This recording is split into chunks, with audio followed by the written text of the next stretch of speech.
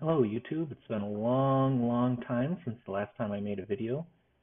Life is a little hard when you have three kids and one of them is an infant. Um, this is not maybe the happiest of videos, but this is going to be the end of my solo campaign run through. I had a problem with my laptop, the hard drive crashed, and although I was able to manually get in there by hooking up the hard drive to another computer and pull off some of my important stuff like banking and photos and things like that. I at the time didn't think about rescuing the Baldur's Gate save files, so I do no longer have the save file that I was running, which is a little bit sad because I was 50% in and it took me about 50 episodes at about an hour a piece to get there. But I'm also not too sad on the point that one of the reasons why I was taking so long to get around to making another video of it is I just kind of had lost some of the interest in it. I've run through the game dozens of times with different characters, so there was no story surprise or anything different, and your choices don't really have a huge impact on how the world changes around you. Um, so running through it again was more for the challenge to see if I could do it and what would the outcomes kind of be for doing it with a solo character. And I was also trying to pre-prep a character with the highest stats possible to transfer over to Baldur's Gate 2. Now that the save file is over, I had to decide, well, do I just jump straight into Baldur's Gate 2 or am I going to try and go through Baldur's Gate 1 again? I will try and go through Baldur's Gate 1 again because I still want to play Baldur's Gate 2 and I still want to have a character that's transferred over to Baldur's Gate 1 to do it so that I have the increased stats from having read the manuals and the increased XP. If you run through Baldur's Gate 1 and you do everything you could do, or even if you don't do everything you do, if you hit the XP cap and you've gone through and collected all the stat boosting manuals, you will enter into Baldur's Gate 2 at an advantage. You'll be a little bit higher level because the XP mark you start at if you create a new character is lower than if you brought in a character from a previous game. I think it could be as high as a full level difference. So I believe Baldur's Gate 2 will start you at level 7 or level 8. And depending on what kind of character you were playing in Baldur's Gate 1, you could be as high as, level 9 or so. And the stat differences, no matter how many times I roll, I've done just like 2 minutes of rolling stats, or I've gone up to like 20 minutes of rolling stats. I think the highest I've ever really seen is about a 96, but usually I'm clicking so fast I zip through the 96 and I don't even get to use it. On average, I usually end up playing a character somewhere between 92 and 88. I believe in the previous game I had a character statted at 88, which is pretty good because most of the rolls you see are going to be in the 70s, point wise for point distribution. So I'm not too sad about that. But I would really like to have the advantage of having that little bit higher stats from having read some manuals. There's quite a few manuals. There's one per stat at least, but I believe there's more than one wisdom book out there, so you could potentially raise your wisdom by even 2 or 3. That's not something I want to miss out on. But I think I'm done trying to do a solo campaign. I initially wanted to do a solo campaign because I wanted to see if it could be done. I wanted to see if, with a single character, how far could you really get? Is it technically impossible, or is it doable? I believe it's doable. Having got as far as I got, I believe it's doable. There's 2 ways you can go about playing the game. You can go through the game using previous knowledge and pre-prepping yourself for every fight. You can say, I know this magic item exists and it's going to protect me from this fight, so I'm gonna go out of role play and I'm gonna run over here and get this item so that I can make a fight easy. That's one way to play, and if you play it that way, it'll be challenging, but I also think you'll get through it. without any major issues. If you don't wander around and try and pre-prep yourself that way, and you just kind of role play through it, and you only equip the things that you happen to come across, and you don't really pre-plan and you just wing it, it's also still doable, but it's going to be way more challenging. You're going to be doing a lot of re-rolling and reloading and dying. And that's pretty much the run through I was doing. I was purposefully not trying to run around and collect items I knew existed. One of my biggest problems was every time I ran into a monster that had charm or uh, domination or any of those kind of charm effects, because I was only playing a half elf and not a full elf, it was pretty much instant dead reload. Reload until you succeed on the saving throw throughout the entire fight for every time they cast that kind of thing on you. It made certain fights really brutal.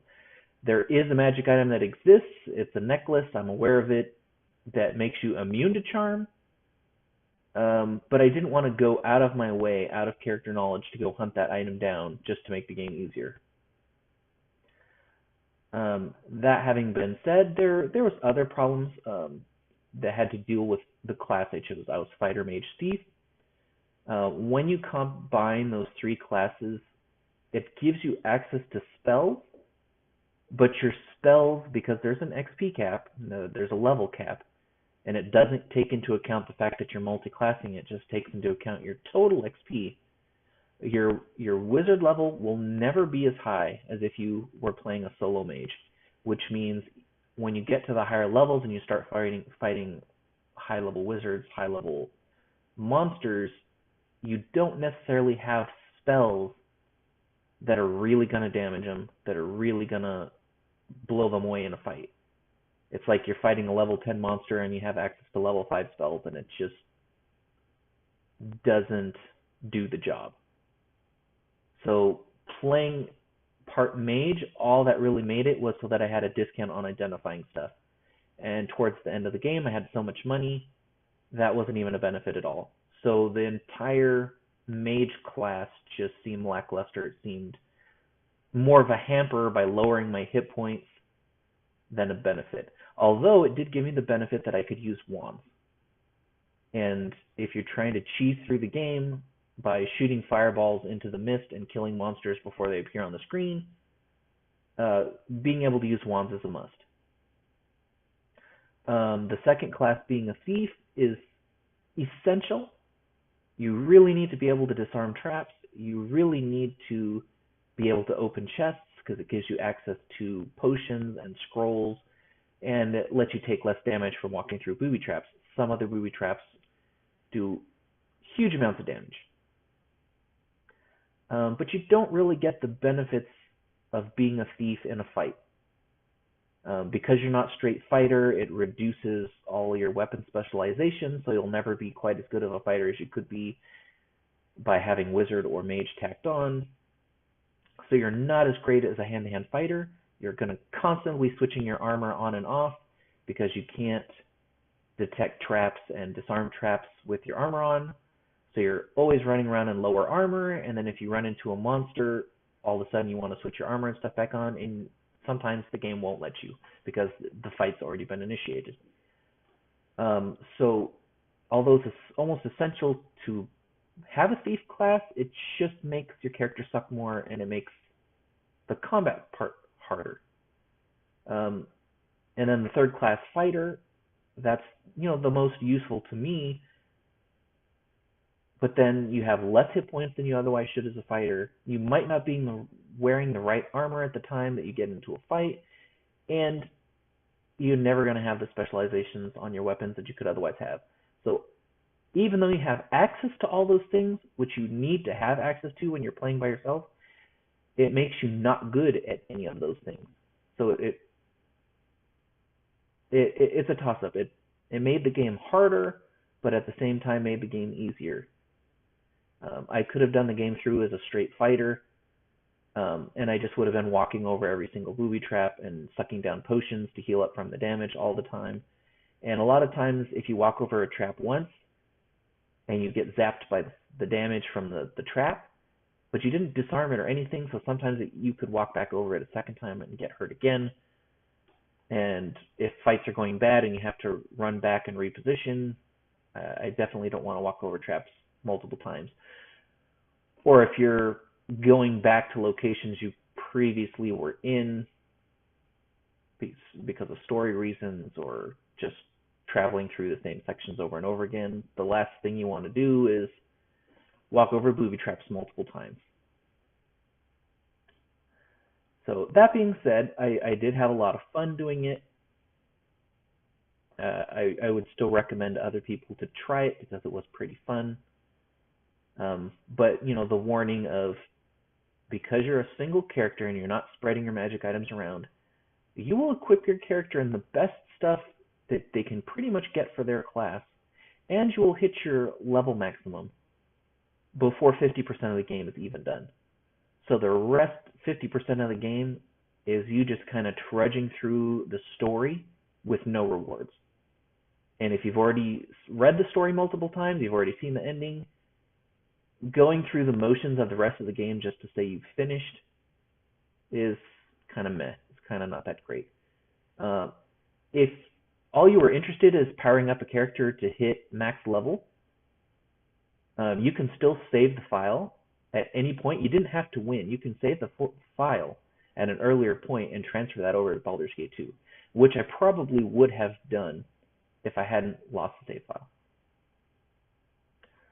So it was a lot of fun, and I will be running through Baldur's Gate again. I will do it in a different way. I will probably, have a party with me, but I definitely won't be doing a full walkthrough. I'm not going to examine every corner of the map. I'm not going to encounter every NPC kind of thing.